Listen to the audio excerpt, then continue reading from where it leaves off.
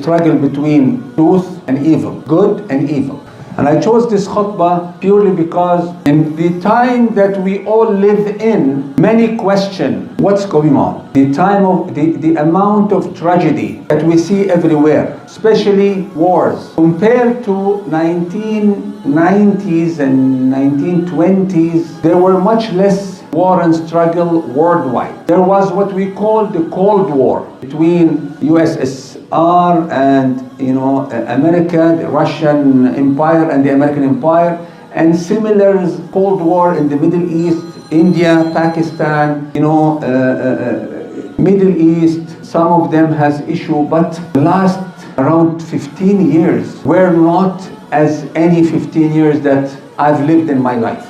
So that kind of struggle, that kind of war, and war is just one problem or one issue that is going on nowadays. And that issue is huge because we have really witnessed the killing and death of millions, not even thousands. If you put all together what happened in Syria, what happened in Iraq, what happened in Afghanistan, what happened in Palestine, what happens now in Sudan, and now still in Palestine, Russia, Ukraine, Myanmar, the Muslims in China, Africa. There's a lot of things going on in Africa generally that we are not really aware of. Oh my God, la ilaha illallah. The other struggle, the other issue, what's going on that suddenly all out of nowhere wake up one day and we find the issue of gender equality, gender equity, gender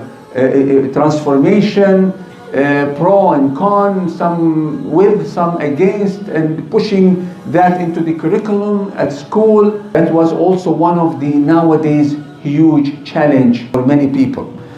Another issue, the subhanallah economy. Usually economy go down for a year, maybe 2, maybe 3, maybe 5, but it's been a recession for more than 5 years already. Almost we're getting into 7 years of real recession worldwide. Subhanallah.